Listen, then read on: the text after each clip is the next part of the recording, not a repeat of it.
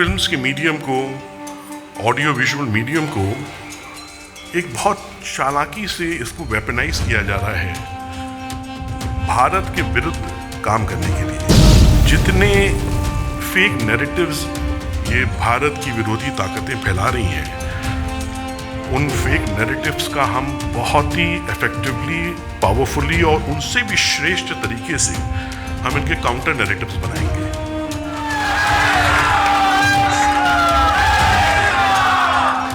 स्वतंत्रता के बाद जब एक परिवार सत्ता में आया तो उसने क्या किया, उसके पे ये हमने सीरीज बनाई, साहिब्स हू नेवर लेफ्ट।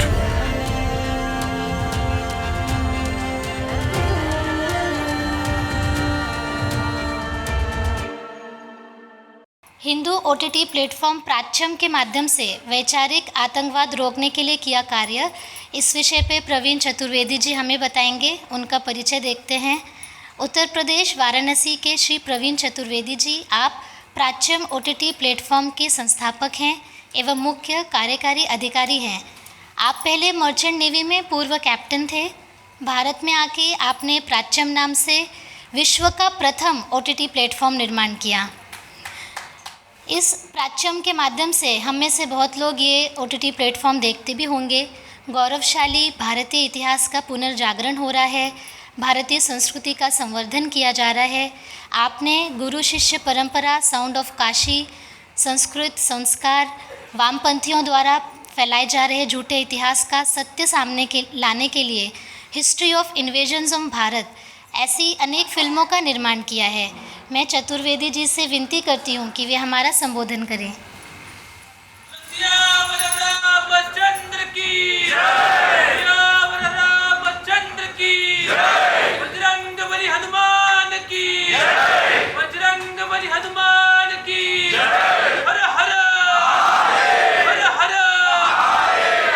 ओम श्री गुरुभ्यो नमः।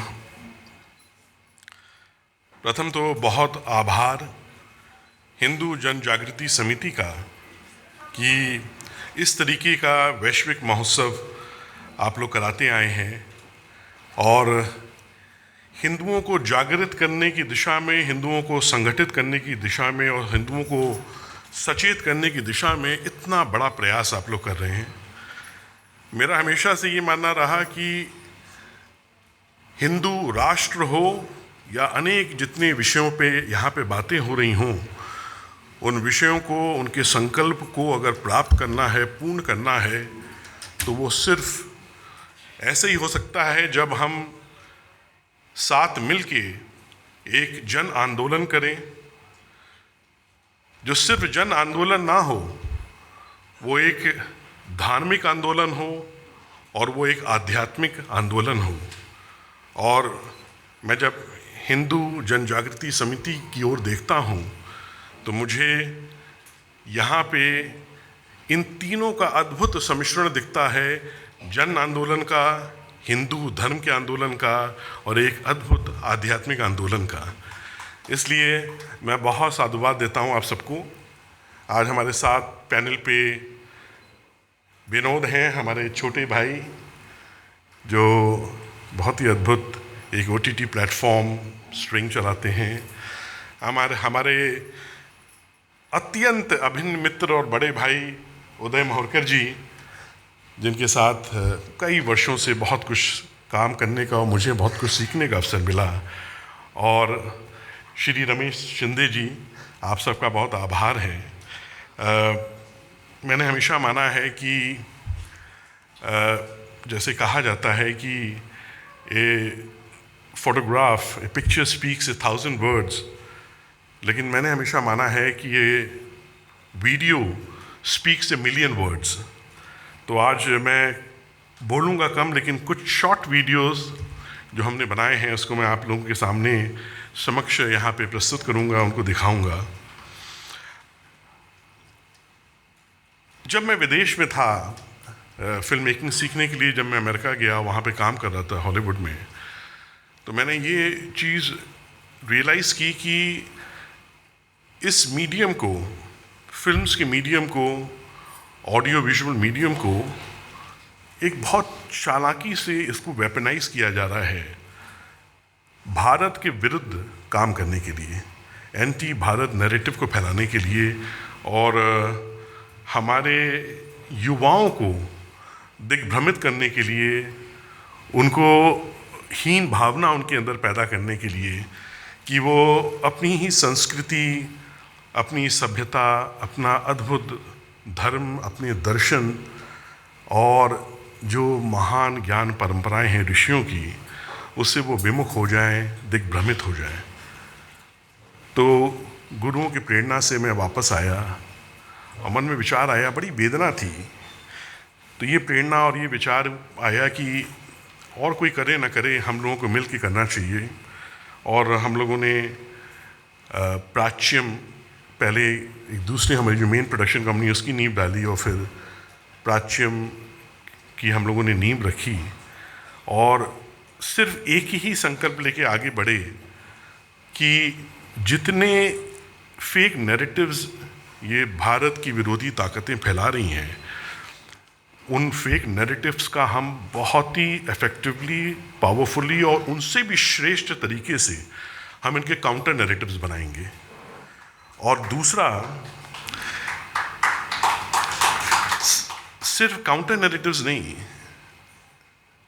सिर्फ उसमें उलझ के नहीं रहना है कि उनके फेक नैरेटिव्स को हम काउंटर करें। भारत का क्या सच्चा नैरेटिव है, भारत जैसे अद्भुत महान देश का, इसकी महान संस्कृति का, इसकी ऋषि मुनियों की परंपरा का क्या सच्चा नैरेटिव है, इसको हम लोगों के सामने लेके आएंगे। तो इस संकल्प से प्राच्यम की शुरुआत हुई और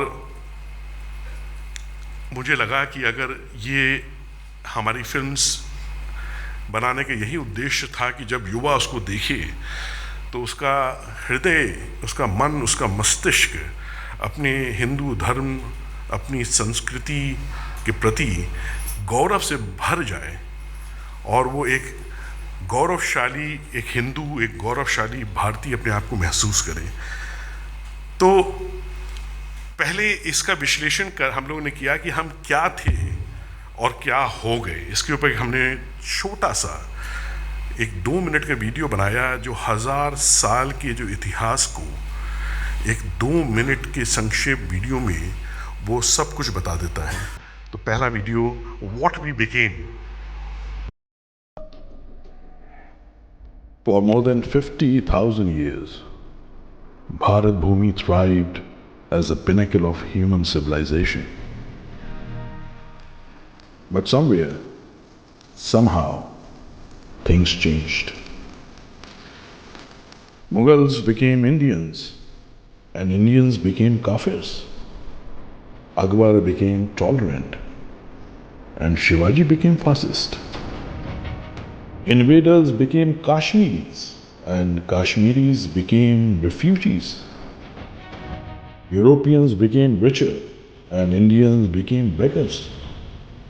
Stooges became controllers, and patriots became criminals.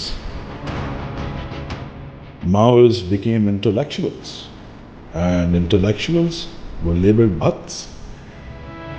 Terrorists became activists, and soldiers became persecutors. Conversion became secular, and reconversions became communal. Propaganda became the truth, and lies became history. Yoga became scientific, and yogis became unscientific. Jai Shri Ram became conservative, and Bharat Tere Tukde Honge became liberal. Journalists became prostitutes, and honesty became hate mongering. Our philosophies became global, and our country became primitive. Appeasement became inclusive, and Sabka Saath, Sabka Vikas became fascist. So, for the sake of your motherland, act now and learn to be unapologetic.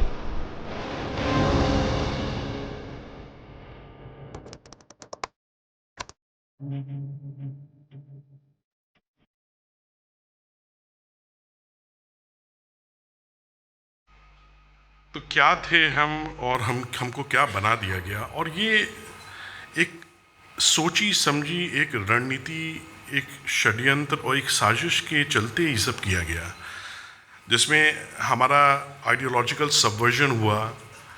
लेकिन क्या हुआ ये लोगों को पता नहीं था। तो हमें लगा कि सच्चे इतिहास को अगर हम नहीं बताएंगे तो हम युवाओं के अंदर, आने वाली जनरेशन्स के अंदर एक सेल्फ प्राइड, एक आत्मगौरव हम उत्पन्न नहीं कर पाएंगे। तो हम लोगों ने सीरीज़ बनाई जो भारत के सच्चे इतिहास को, स्वतंत्रता के पहले क्या हुआ, स्वतंत्रता के समय क्या हुआ, कैसे इस देश का विभाजन किया गया बिना लोगों से पूछे, कितने लोगों ने की हत्याएं की गई, कितने लोग मारे गए उसमें।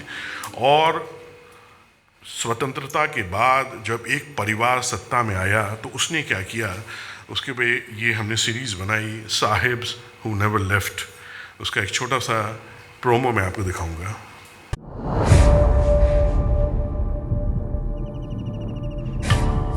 It's been 1,000 years defending the sacred land of Bharat.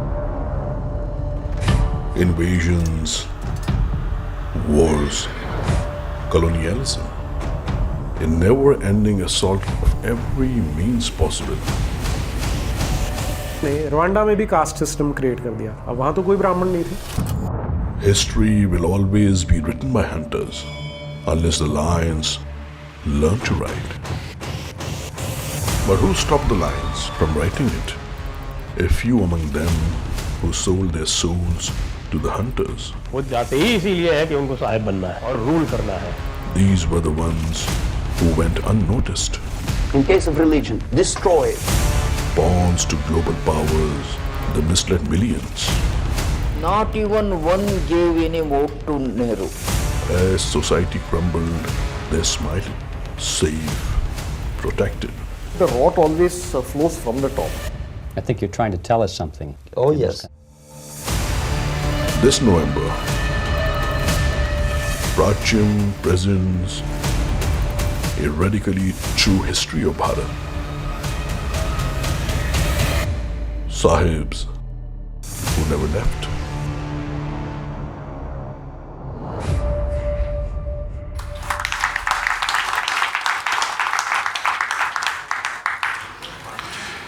तो फेक नैरेटिव्स का काउंटर करने के बाद और ये जो झूठ फैलाया गया था, इसको काउंटर करने के बाद, एक सच्चा नैरेटिव रखने के बाद हमें लगा कि हम लोगों को भारत का क्या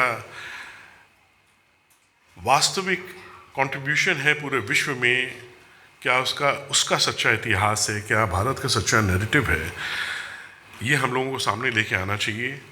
तो प्राच्यम ने 10 इंडिक फिल्म्स की घोषणा की कि हम 10 फिल्में बनाएंगे जो भारत के अलग अलग विभिन्न आयाम हैं उनको सामने लेके आएगी। तो ये है उसका एक छोटा सा teaser. Our childhoods have been inspired listening to glorious stories of Bharatvarsh, times when avatars walked amongst us. But slowly and deliberately, all of it was whitewashed as mere mythology, and with it, our identity too. We were taught that there is no evidence. But what if it's right in front of our eyes and new age technology can prove it? Prachyam presents 10 Indic documentaries, a compilation of cutting-edge research that seeks the true dates of Mahabharata, Ramayana, and Indian antiquity. Your story is older than you think.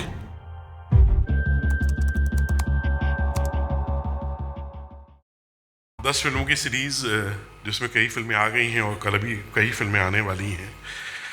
तो फिल्में बनाना या इस तरीके के narratives को set करना या इसको पब्लिक के सामने लाना, ये एक बहुत बड़ी चुनौती के साथ हम लोगों के सामने आया। और वो चुनौती ये थी कि इनको डिस्ट्रीब्यूट करने का, इनको डिससेमिनेट करने का, इनको लोगों के सामने रखने का जो प्लेटफॉर्म था वो स्वयं एंटी भारत, भारत विरोधी था और वो सब स्वयं विदेशी थे। तो हम लोग उनकी दया पे रहते थे कि जब वो चाहें वो हमारे कंटेंट को लिमिट कर सकते हैं, शैडो बैन कर सकते हैं, उसके एल्गोरिथम के साथ छेड़छाड़ कर सकते हैं और यहाँ तक कि वो डिलीट भी कर सकते हैं, जैसे उन्होंने विनोद के चैनल के साथ किया। बिना किसी वजह के एक इतने अच्छे भारतीय चैनल को उन्होंने डिलीट कर दिया और कोई एक्सप्लेनेशन भी नहीं दिया। यही हमारे साथ हुआ। जब राम मंदिर बनने वाला था उसके पहले हमें लगा कि हमें राम मंदिर आंदोलन में कितना संघर्ष किया हिंदुओं ने, कितने प्राणों की आहुति उसमें हुई, कितने लोगों ने अपने जीवन का बलिदान कर दिया। हमें लगा कि उसके ऊपर हम लोगों को कुछ बनाना चाहिए, तो हम लोगों ने एक वीडियो बनाया और वो मैं वीडियो अभी आपको दिखाऊंगा। वो वीडियो बनने के 1 घंटे के अंदर, अब वो और कुछ नहीं था, राम मंदिर आंदोलन के संघर्ष की कहानी थी। 1 घंटे के अंदर यूट्यूब ने उसको डिलीट कर दिया और हमें धमकी दी कि अगर दोबारा आपने ऐसा कुछ किया तो वो आप हमारा चैनल भी डिलीट कर देंगे। हम लोगों ने कहा ठीक है, दादागिरी है, आपका चैनल है, आपका बिग टेक है, आप ये दादागिरी करते आए, कर सकते हैं। तो हमने क्या किया कि हमने हमारे और जो सोशल मीडिया हैंडल्स थे उस पर उस वीडियो को डाला और वो वीडियो इतनी तेज़ी से वायरल हुआ कि 1 दिन में ही उसके 2 करोड़ व्यूज़ आए, 2 दिन में 5 करोड़ और 3-4 दिन में 10 करोड़ व्यूज़ हो गए। और उसका परिणाम ये हुआ कि इतना ज़्यादा ट्विटर पे लाखों लोग यूट्यूब यूएसए को और सुंदर पिचाई को टैग करके लिखने लगे बहुत कड़े शब्दों में कि यूट्यूब को एक एक्सप्लेनेशन मेल हमको भेज के उस वीडियो को वापस डालना ही पड़ा, वो बात भी हो गई। तो जब भी, जैसा नीरज अत्री जी ने कहा, जैसे उदय मोहरकर जी ने कहा कि जब भी हम अपने हिंदू हितों की, अपने भारत के हितों की, भारत की संस्कृति की जैसी बात एक बहुत ही प्रबल तरीके से रखने की कोशिश करते हैं, ये जितने चारों तरफ बिग टेक कंपनीज़ हैं ये तुरंत ये हमारे ऊपर प्रेशर डालती हैं, धमकी देती हैं और जो मन में आए वैसा व्यवहार करती हैं। तो इस YouTube के इस वीडियो को शुरू में बैन करने और डिलीट करने से एक बहुत बड़ा सबक मिला हम लोगों को, और वो ये था, एक तरीके से आंखें खुल गई हम लोगों की। वो ये था कि अगर आगे अपनी फिल्मों को, अपने नैरेटिव्स को दिखाना है तो प्लेटफॉर्म अपना होना चाहिए। और ऐसे ही प्राच्यम की विश्व के पहले हिंदू OTT प्लेटफॉर्म का एक जन्म हुआ और हम लोगों ने प्राच्यम हिंदू OTT शुरू किया, क्योंकि ये संघर्ष ऐसा है कि इसमें आप स्वयं हैं। और ये कहते हुए बहुत कष्ट होता है कि जिन हिंदूवादी, हिंदू नेशनलिस्ट सरकार हम जिनको वोट देते हैं, जो आते हैं जब पावर में, तो इस तरीके के कॉजेज़ में वो कोई कॉपरेशन नहीं करते, कोई सहयोग नहीं करते, आपकी लड़ाई में वो आपका साथ नहीं देते हैं। तो प्राच्यम की शुरुआत हुई और प्राच्यम की जब शुरुआत हिंदू OTT प्लेटफॉर्म की हुई, तब हमको लगा कि अब जो है हम जैसे चाहें अपने भारत की महान संस्कृति, महान वैभव, हमारी जो धरोहर हैं, हमारी जो ज्ञान परंपराएं हैं, उनके विषय में अब हम जितने भारतीय पूरे विश्व में हैं, ख़ास तौर से जो भारतीय युवा हैं, उनको अब हम बहुत स्वतंत्र होकर बता सकते हैं। तो हम लोगों ने भारत के वैभव के ऊपर एक बहुत ही अलग तरीके की फिल्म बनाई जिसका ये प्रोमो है। For millions of years, mankind took birth and life for granted. But somewhere, profound insights regarding the nature of our existence dawned upon an ancient people, the people of India. Indian knowledge system has 3 words there: Indian knowledge and system. प्रकृति से संस्कृति बनाना This is the task for human being. India was the prosperous place in the world. Why? How did India's knowledge survive while other ancient civilizations disappeared? The whole world is talking about sustainability. If you look at the Sanskrit word dharma, the very meaning of dharma is that which can be hold or sustain. विना संस्कृतम नैव संस्कृति. India को जानना है, Indian culture जानना है, तो संस्कृत जाननी होगी. Most stories are about lost civilizations. This is about a living one.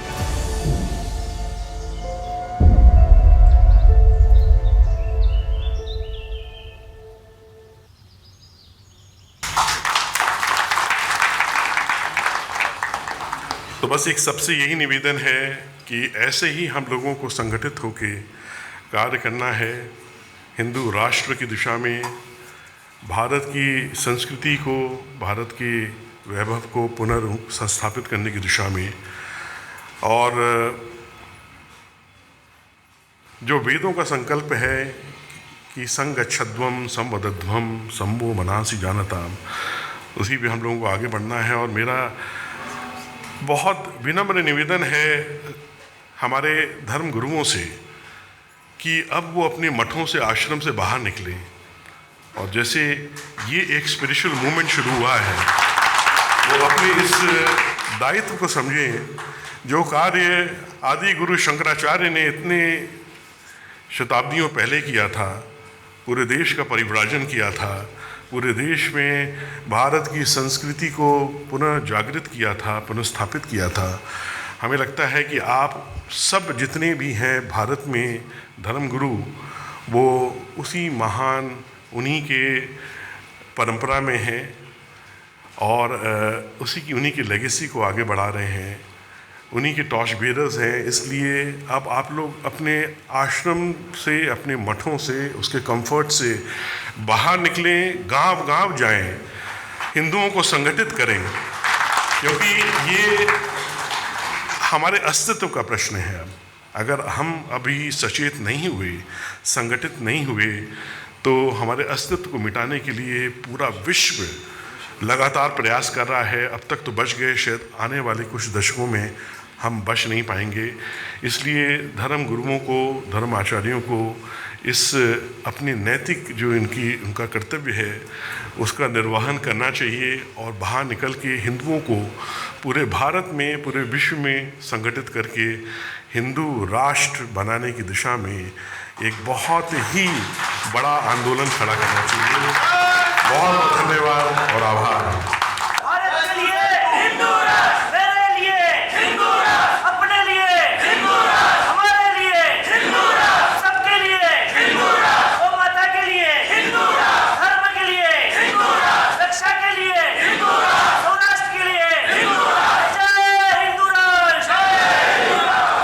आज OTT माध्यम हो, वेब सीरीज़ हो तथा बॉलीवुड हो, इन सभी के माध्यम से हमारे धर्म के विरुद्ध तथा हमारे राष्ट्र के विरुद्ध जो षड्यंत्र किए जाते हैं, जो नैरेटिव्स विरोधी बनाए जाते हैं, उन सभी के बारे में आज हमने समझ करके लिया।